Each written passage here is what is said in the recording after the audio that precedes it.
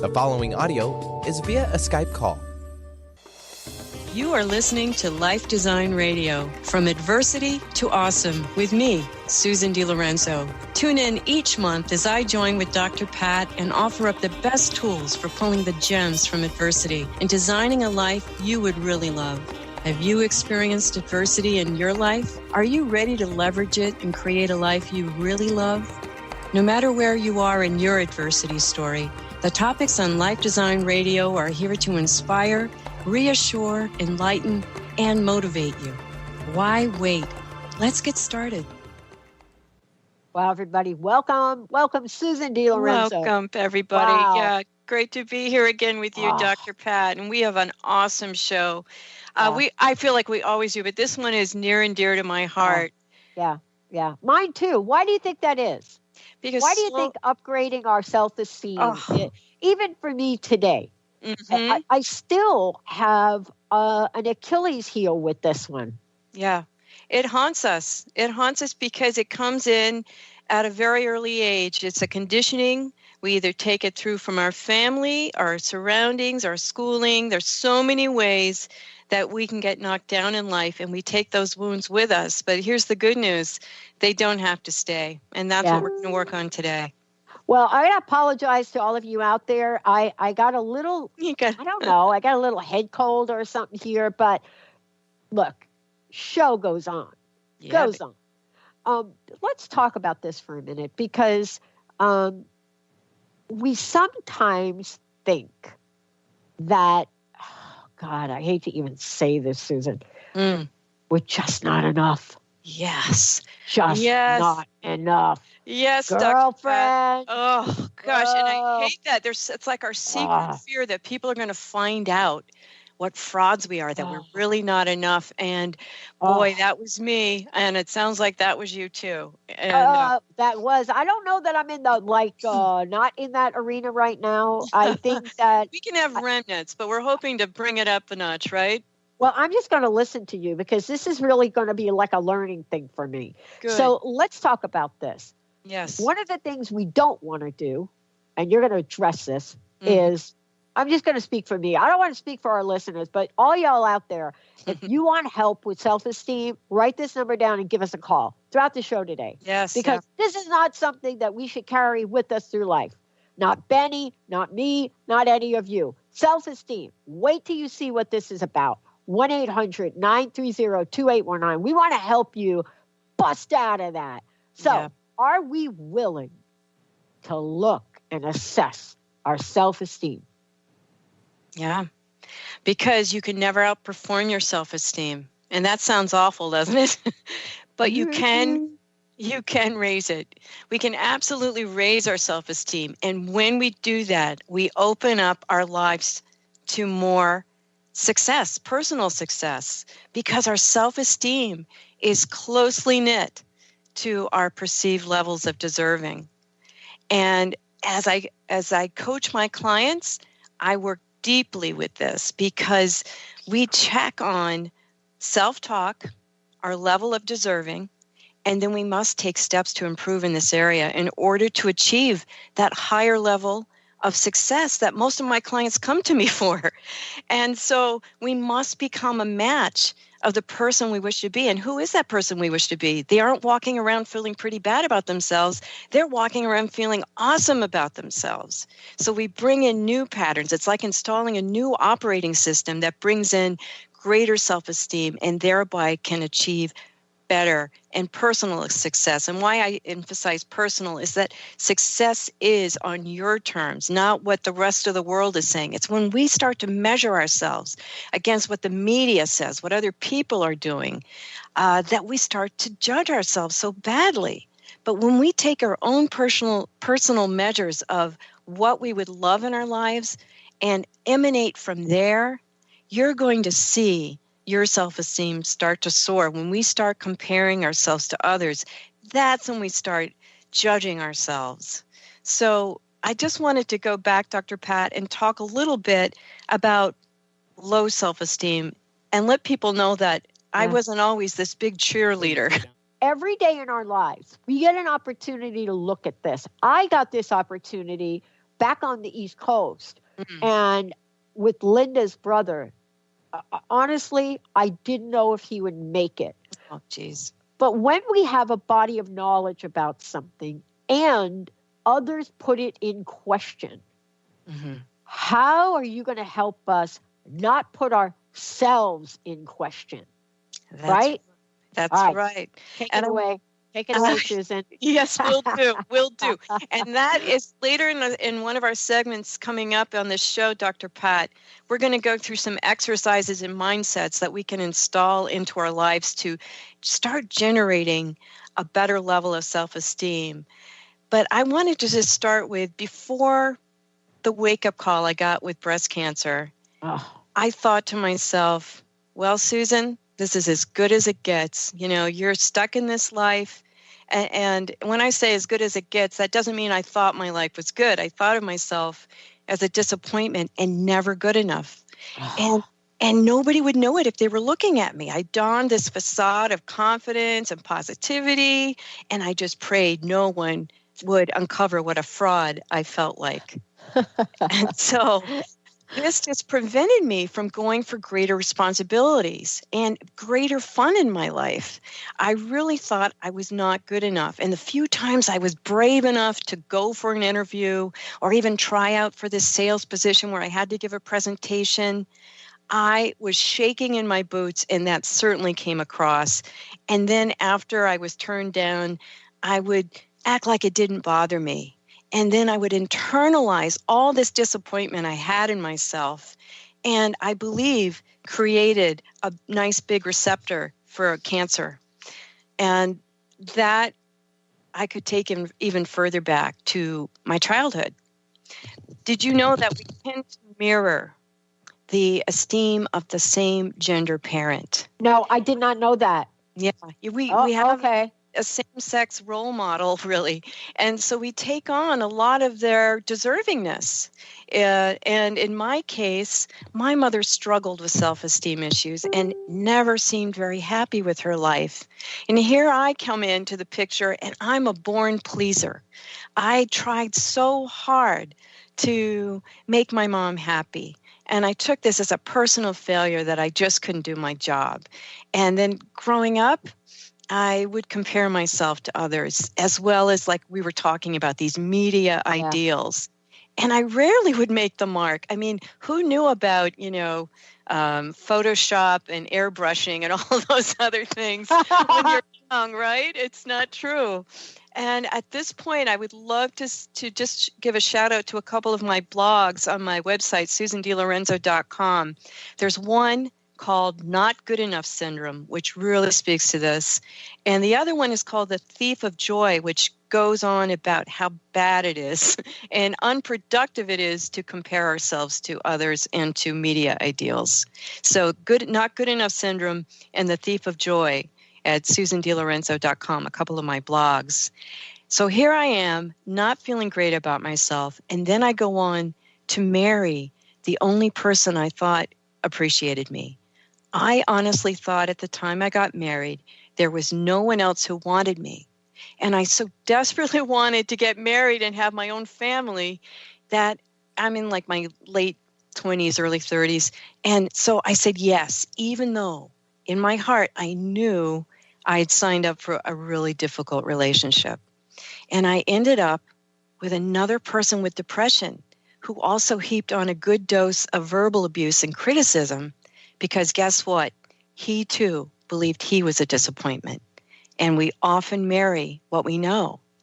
So my aha moment came when my husband at the time let me know he no longer wanted to be married to me. Yeah. And I was devastated. And here he was. Can I ask you a question? Yeah. I don't love this. I'm sorry. No, you can relate to it probably. I can.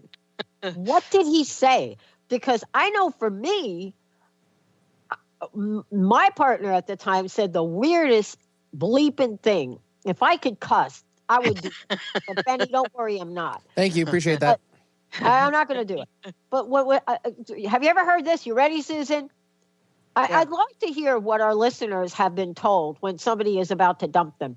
Mm. I'm called to be alone. You know, Pat, that was Let me mine. put you on the planet Saturn. I can help you with that. No, I'm sorry. I didn't mean to interrupt you, but this is the reality of how some of this unfolds, right? Yeah. Yeah. And they think maybe they think they're trying to be nice because my ex-husband said, I think I need to live alone. So that's really interesting that we had such a similar experience. But I think in his case, he was trying to find a way not to say, I don't want to be married to you anymore. And a few days later, he was trying to console me by saying that, you're going to be okay. Everyone keeps telling me how wonderful you are. And he said it almost like that in a voice that made it clear that he was not with the crowd on this one. And I could not help myself from asking, do you think I'm wonderful? And did you ask that, Susan? I did, in this meek little voice. And there was this long pause, and I could see the wheels turning in his head like, how can I let her down easy on this one? And he finally came out with, I think I tend to undervalue you. And Pat, there was my mirror. He could only take his cue from me. And I certainly undervalued myself. So bingo, and wake up, Susan. So that's a song. Yeah, wake up, Benny, you're going to have to wake up. Oh, that is such an old school song. Everly Brothers. Wake up, little Susie. Wake up, little Susie. Oh, my gosh. Yes. So this is where...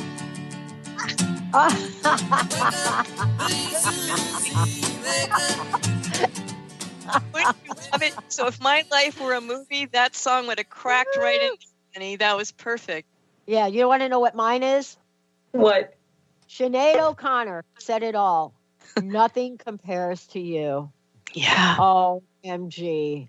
Yeah. I'm going to therapy for that. But what you're talking about is the unfolding of this and how self-esteem, a lack of self-esteem compounds itself, and how vulnerable we are to those things from others, right?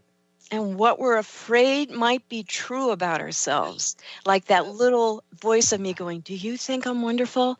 That's almost like something I could have asked the whole world, because I don't think I'm wonderful. Can you convince me I'm wonderful? I mean, how would that work? Oh, yeah. So, let's go ahead and skip the break, because I really want you to continue with the story. Good. Because those of us that go through things like this, people have a theory, Susan, of why we get sick. Yes. I have more people tell me why I got sick. And yet at the same time, you have to discover that for yourself. Did you discover that? Absolutely. Awesome. It's a complete knowing with all that I am, that I created through my feelings, through my experiences, through all I was holding inside of me of disappointment and failure and self-loathing, that I created this perfect storm that had to be answered in some physical manifestation. Now, it's not necessarily the same for everyone, but I can tell you that is for me what it feels like, absolutely. And with this boom of cancer, it gave me an invitation to become a better, braver version of myself. And so during this time, I had a whole year to think about what the hell is happening here. Excuse me, do you need to bleep me, Benny? So no, you're okay on that one. Okay, good. So I've got, 4 surgeries. I'm losing my breast. I'm having chemotherapy. I'm getting radiation. And I am in a storm, but I'm also grabbing onto a journal.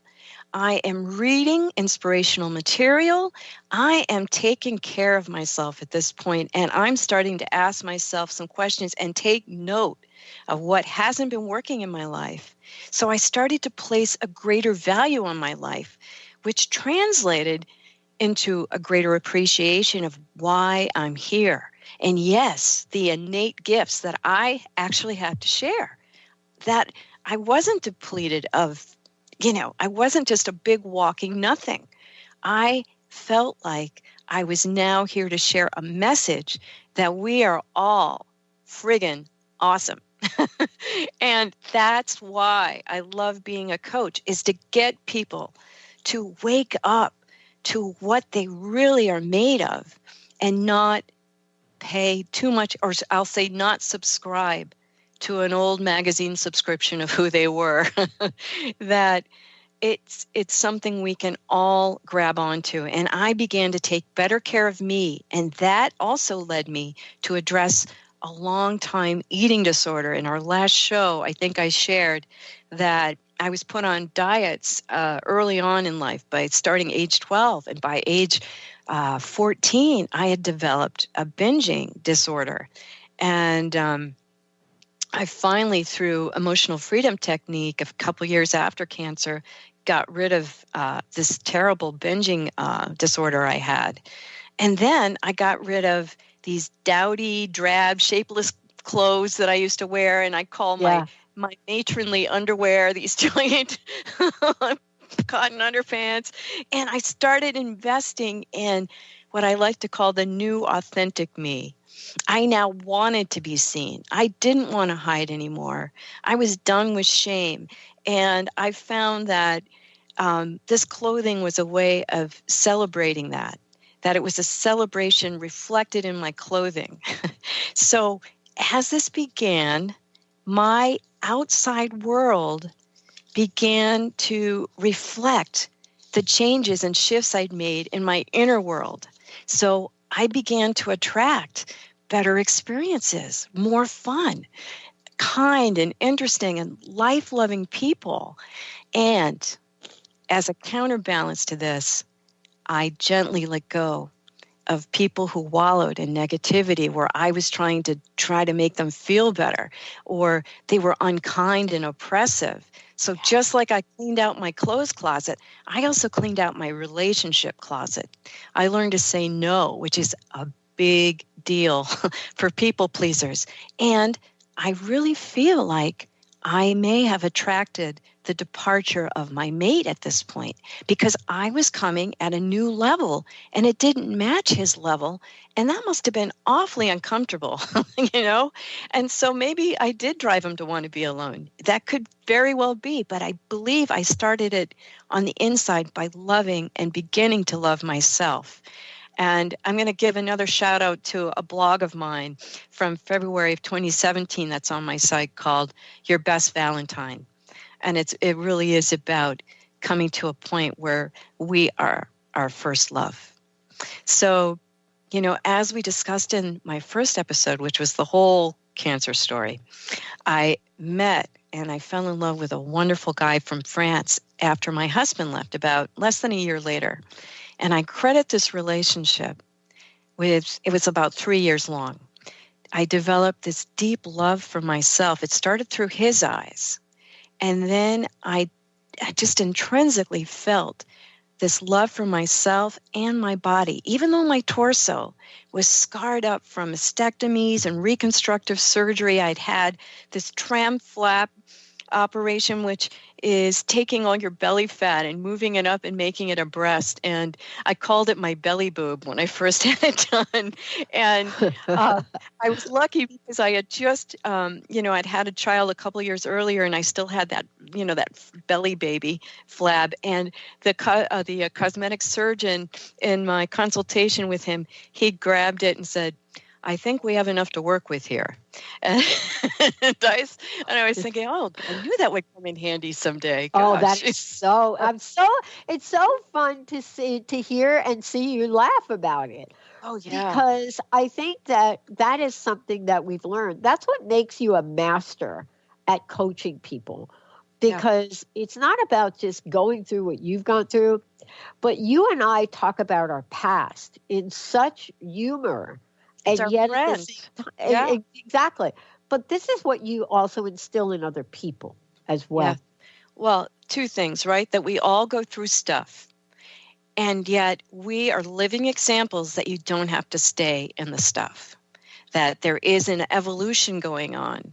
And if you choose to take that ride, it can take you to great places. And that's especially where coaching can help you.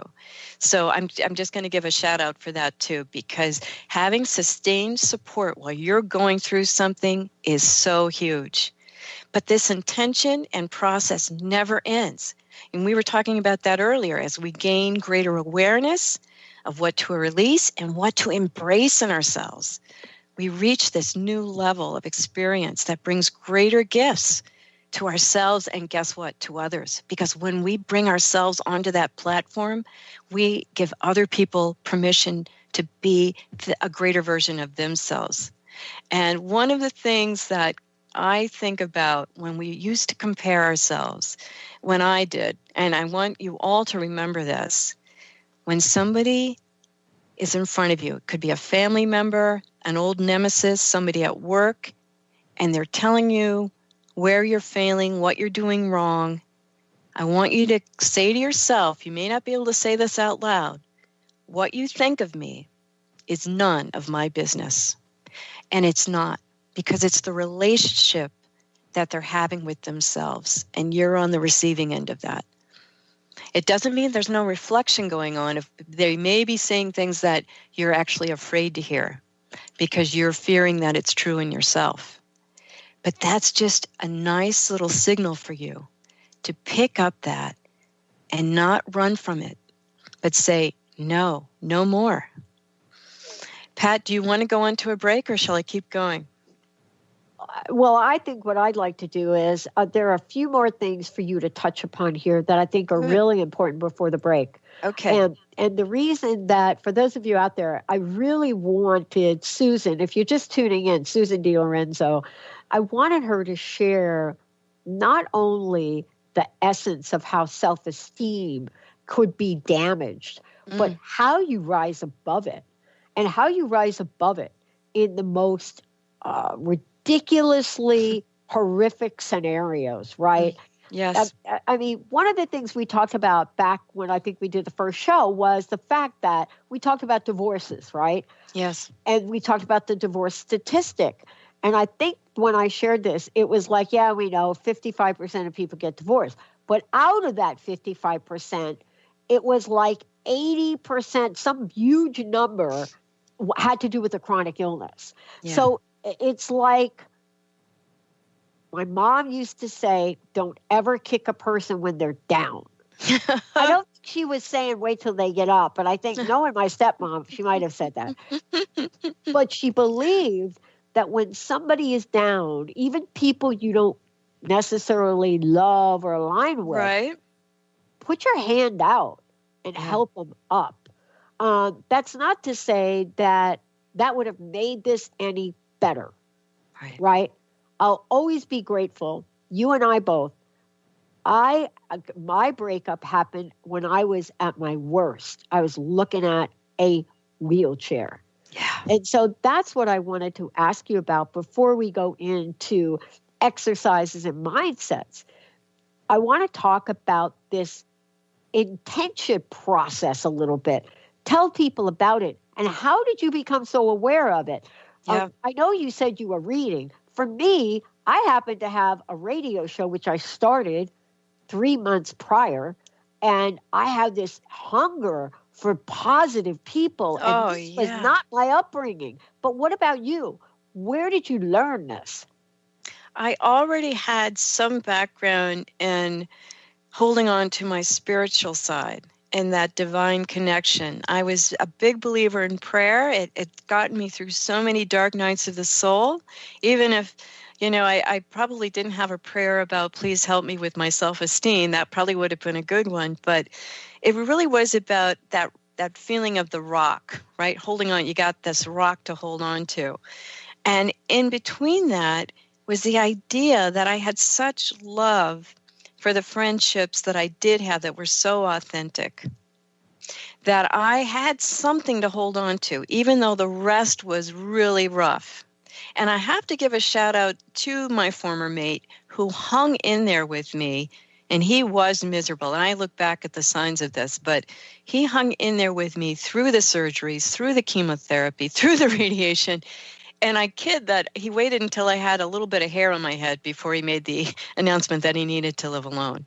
He really hung in there as long as he could. He was really not doing well.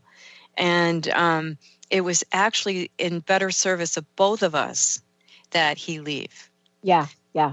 And that's what I wanted you to talk about a little bit, because, I think part of this story and journey, there are always two sides to the story, at least two.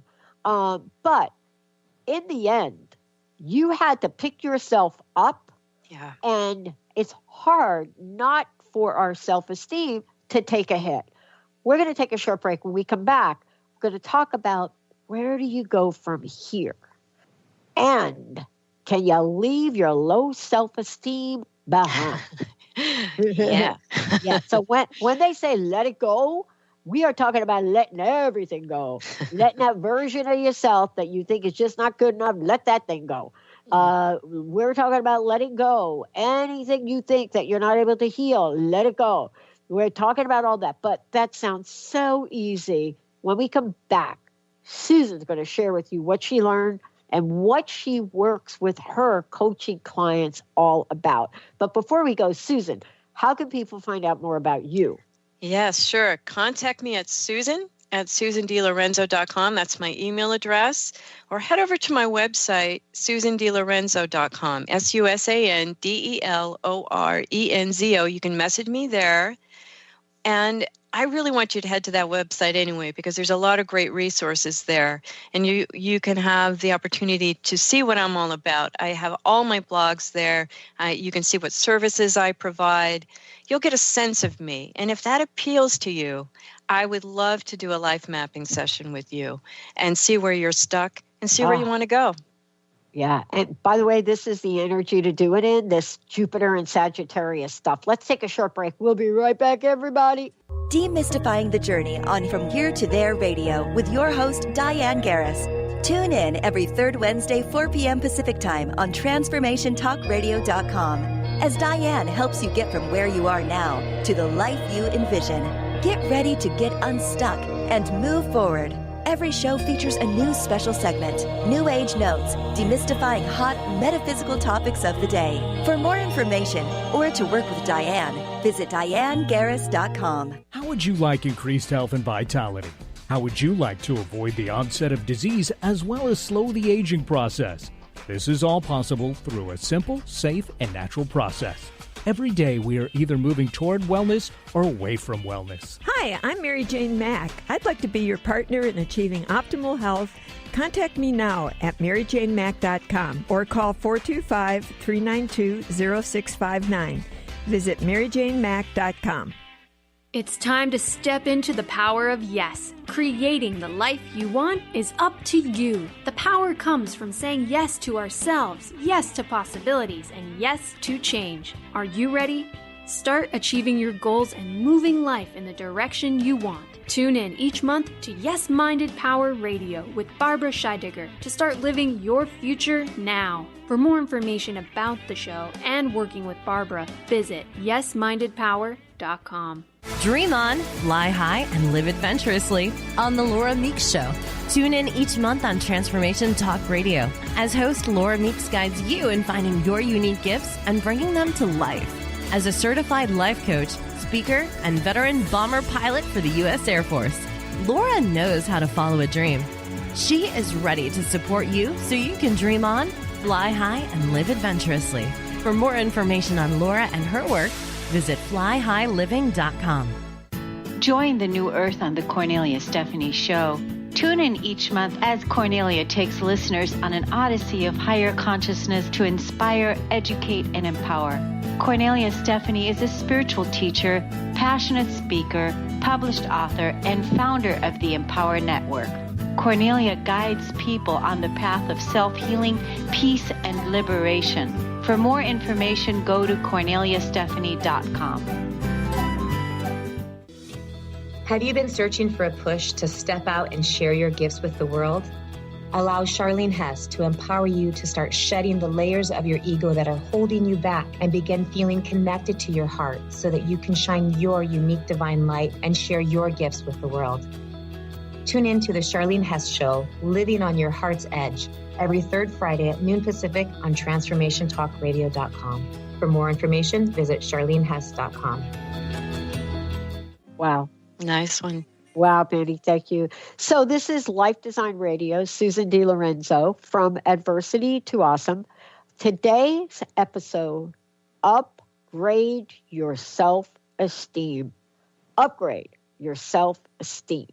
I love this because what it assumes is that we all have self-esteem, high self-esteem as a birthright, but most of us don't know how to get there. So before we start to share some exercises and mindsets, how can people work with you directly? Contact me, Pat. You can head to my website, SusanDeLorenzo.com, SusanDeLorenzo.com, or you can email me, Susan@SusanDeLorenzo.com. I would love to hear from you guys. Awesome. So, how do we create a new narrative? Right? Because that's our goal. Create a new narrative, a new vision for your life. Yeah. And so in this segment, we're going to look at inspiring ways that you can consider in bringing a greater version of yourself and thereby upgrade your life experiences as well. Yeah. And it starts with what I call, for some people, a Disney-type question. What would you really love in your life, right? What would you love? A lot of people can't entertain that. It almost turns them off. They almost have made it to such a point in their life that they can't even entertain such a question. And I'm not talking about, a new car or a better paying job. I'm saying go for your wildest dreams. What would you love? Travel the world, start an organization that's going to help millions. Do you know what I'm talking about? There's some people that won't even allow that kind of dreaming to take place. So before I even offer up a couple of these exercises, that's where we're starting. Bring something to mind that you would love to bring into your life. And there are a couple of ways. I'm sure folks have heard of a vision board. The other one is a vision statement. These are two ways to entertain this question. Or if you like to draw or paint, you may even want to express what you'd love in that manner. My first vision board was filled with words like perfect health, freedom, highway to bliss, true love, and happy family. I had beautiful images that matched these words. And I kept it in my bedroom where it would greet me every time I entered. And it's kind of wild because one of these pictures was of two people facing each other, and it said, fall in love. And the man I met shortly after my husband left looked so much like the guy in this picture. It was so mind-blowing. I don't know if it was in the back of my mind when I met him at this wedding or not, but it's pretty funny. And you hear about people who end up buying the house that was on their vision board, or, getting the car that was on their vision board, or having those certain travel experiences that were on their vision board. So really have fun with this and realize that this is coming from deep within you. You're almost having your soul join in and creating this. So that's one way. And the other way is something I work with in depth with my coaching clients. And that is creating a vision statement. And every one of my clients is asked to create a written vision of their ideal life in the areas of health, relationships, vocation, and time and money freedom, right? Feeling fully resourced in time, fully resourced with finances. And it all begins with a phrase that also sounds kind of Disney for some people, but we're bringing in an energy. So keep this in mind when you hear this phrase. I am so happy and grateful now that I am, let's put in, traveling the world, living the life of my dreams, and going into detail from there. And it's all written in the present tense so that when we read our vision statement, it's all in the now right? We don't have a future and we don't have a past. We're sitting here right in the now, and there's something energetically perfect about doing this. So we read it daily, just like I saw that vision board daily. We engage with our vision statement daily, and all of this is creating new programming to be absorbed by our subconscious mind. And this is really what we're doing when I talk about cleaning out our closet. We're getting rid of the old, but we can't just have a vacuum there. We've got to reprogram that empty space with the stuff that we would love. And it can change. You're not making a commitment like, oh, now I've got to travel the world and now I'd rather stay home and have children. It's not like that, right? It's about saying, wow, now that I know this much about myself, I think I want this. It's like when you climb a hill and you get a better view, the landscape of your life gets a little bit more clear as you start to achieve more in your self-esteem and attracting new experiences to yourself through the work you're doing. And there's one person I want to bring to mind here and invite you to go check out her TED Talk. Her name is Amy Cuddy. She is a social psychologist and author of the book Presence, Bringing Your Boldest Self to Your Biggest Challenge. And you know how I'm talking about an inside-out job for self-esteem building. Well, she flips this on its head.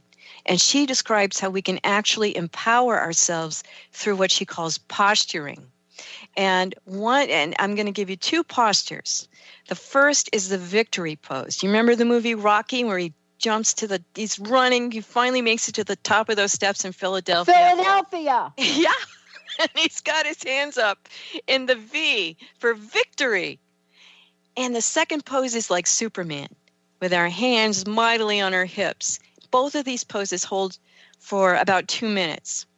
And what it does is actually have the body inform the psyche, inform the brain that we are a badass. Yeah. And so a lot of people like to use this before going to a big meeting, before giving a presentation, before going on the radio. Or they use it when they have maybe a difficult conversation they have to have. Yeah. And so if they're out and about, you could, you never know, in that bathroom stall next to you, there could be somebody with a power pose, or you could be that somebody in a power pose. Yeah. But it's a wonderful way. I'd love for you all to experiment with this. So 2 minutes with your arms up like a V for victory, or on your hips like Superman, and just see how you feel. Check in. You could even play music with this, empowering music. It's a great exercise, and probably best done with like-minded people or alone at first until you're really comfortable. So that's big. Another one is just letting go. We've hammered on this one before, Pat, and that's forgiveness. We've got to break free with forgiveness. That was a episode title of our last show, and my last blog was by the same name, Break Free with Forgiveness. We cannot move forward when we're prisoners of our past. And if you don't think holding on to forgiveness knocks down your self-esteem, I just want to invite you to try it the other way, because it truly is for you alone and your ability to live freely and fully in the present and at a higher level than the version of you who won't or feels they can't forgive. Yeah. So that's, you and I were talking about this, Pat, how many books have been written about this. There's a reason for that, because so many people get stuck on this one. Yeah, it's true. But the thing that I don't think we quite get is that if we are not in a space of forgiving, we are in a space of resenting. People say, oh, but, if you're not forgiving, you're this, you're that, you're that. No, you are in the middle of a giant resentment. Yes. Like giant. And we now know, you read it across psychology books, you read it in 12-step programs. Resentment is the number one offender. That thing will eat away at any healthy part of yourself, body, mind, and spirit, quicker than you can shake a stick at. Absolutely. So, that one will come up a lot. It's like a cure for so many parts of ourselves. And speaking of a cure, how about self-care? It's hugely important in honoring our value. I used to say that there was never enough of me to go around in my old life, that I failed miserably at every aspect of my life, and I didn't even put myself last. I didn't even put myself on the list. So I just posted a terrific blog by a guest blogger, Brad Krause, who has an entire website dedicated to self-care, and I encourage you to check it out. Brad's website is selfcaring.info. And you don't need a full day of self-care in order to bring in this beautiful way to honor your worth and sustain your soul. It really doesn't take a lot of time. But you're saying, it's like putting the stake in the ground that says, you know what, I matter. And what I do matters. And to give in the way that I do, it's kind of like that. And it's a great analogy. It's used all the time about putting on your air mask first. When you get on that airplane and that air mask drops down, you've got to put your air mask on first, and then you can take care of the other things in your life. So that's huge too, and I hope you'll check out that blog. Well, the other thing, let's talk about this, is let's talk about the end game. Why do we want to have an elevated self-esteem? And I think we should talk about that for a minute, because this is the part where we say, well, is that ego? No. Yes and no. Yes and no. But the other part of it is, by showing up with that level of self-esteem, everything around you gets easier. Yes. People around you, the way you go about your life, your jobs, your relationships, in support of others. It is really hard to be at a low self-esteem and then be there for somebody else. So what have you discovered about how self-esteem help you become the Susan D. Lorenzo we're talking to now? Well, let's just start by saying life meets you where you are. And that goes for all your life experiences, the people you attract. So I had to make a decision. And I first made it out of, oh my God, I get to live. I get to be here every day. I wasn't so sure at one point. I didn't even know I'd get to see my son grow up. So that's huge right there. Yeah. And if you want to advance your life, you cannot go to it with low self-esteem. And that's where I come in. If you find that your level of self-esteem and your level of deserving need a rocket booster, that's where I come in, right? Because in the program I teach and guide my clients in, they receive insights and tools to notice when negative self-talk is coming in, or when they're pulling in old expectations from their former levels of being. And then we learn to replace them in the moment with these life-giving thoughts and expectations centered on that vision I have them, right? The personal vision for the life they would love to live. So it involves consistent support, talking to me every week, reframing negative mindsets to come into alignment with the person inhabiting the life written in their vision or up on their vision board. I want us to soar, and I want, I know firsthand how great it feels to discover the truth about one's gifts and purpose, especially after believing or even fearing that we aren't worthy. So that's just my wish for all of us. Yeah. Do you want to take another break, or shall I keep going? No, I think I want to skip the break. But okay. I do want folks to know how they can work with you directly, because I don't know about you, but I can recall times in my life where I just couldn't take a step forward. Mm-hmm. And it wasn't about fear, right? Except for fear of not being enough, right? Yeah. Yeah. But it was about how I looked at myself, right? Yeah. Yes. And how I thought others would look at me. And I think what we're talking about is that the first step is recognizing that this is an area that you could probably up-level. the next part is getting some help to do it, because I actually couldn't do it alone. No. I need to get help. I got help too. And I don't want people to think I did this all by myself either. I did have some great realizations, but I had someone at my side who helped foster these realizations.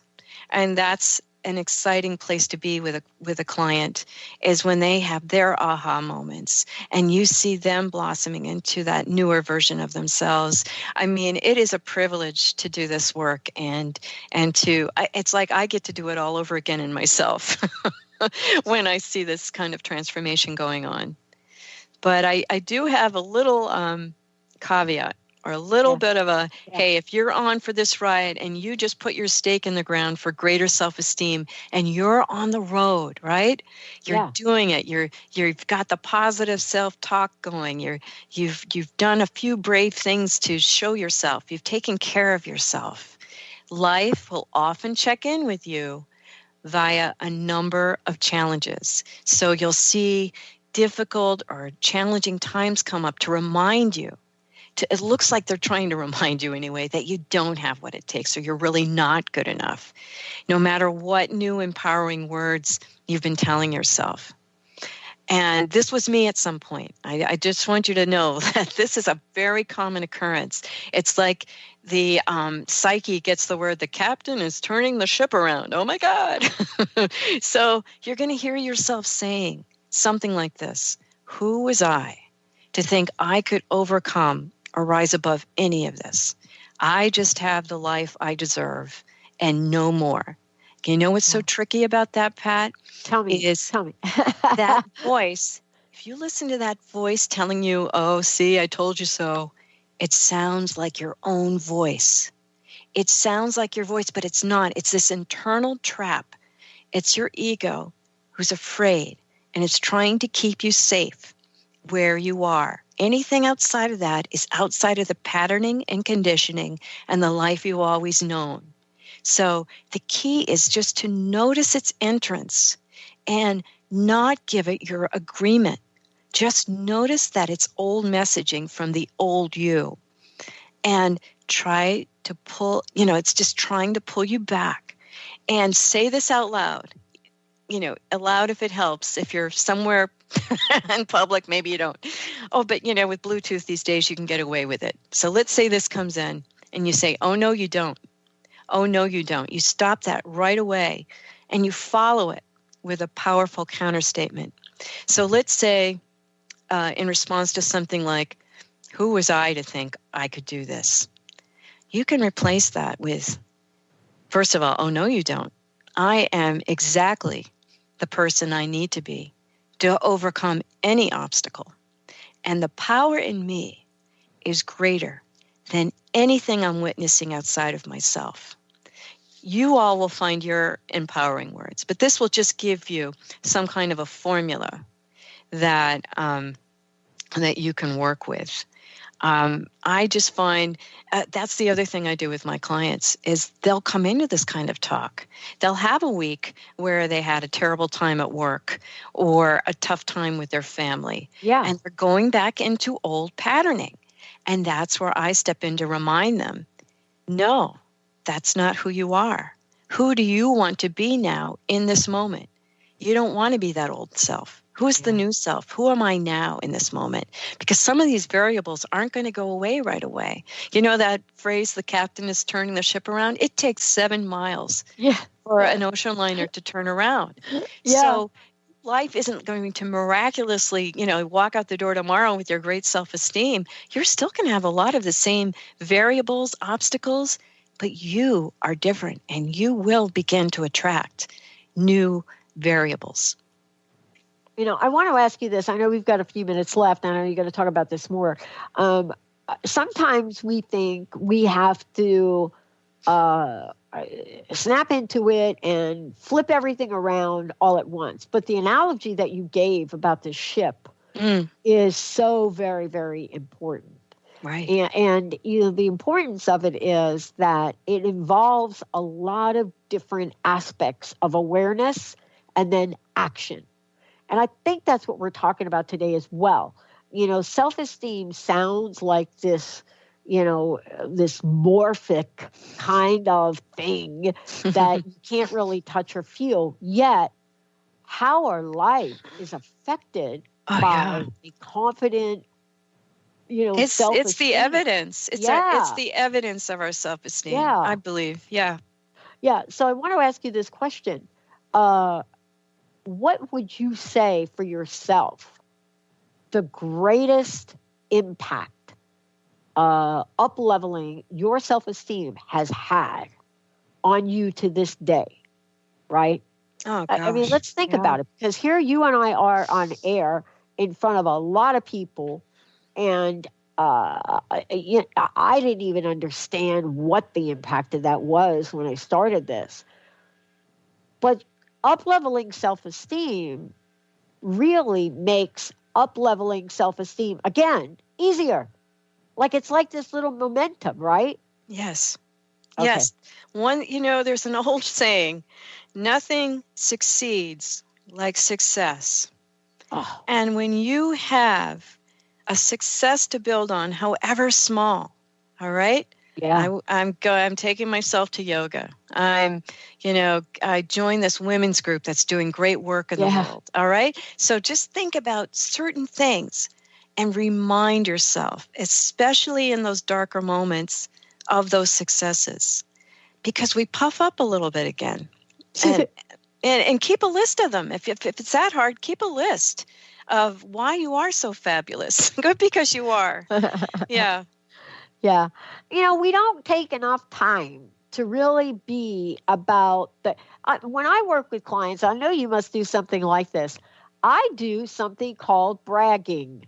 Yes, very much like that. Yeah. And people say, oh, you're not supposed to brag. That's not But the reason we have to really do it is because it may seem a little extreme, but if you're not used to really honoring yourself and your gifts and your talents and even your flaws, right? Right.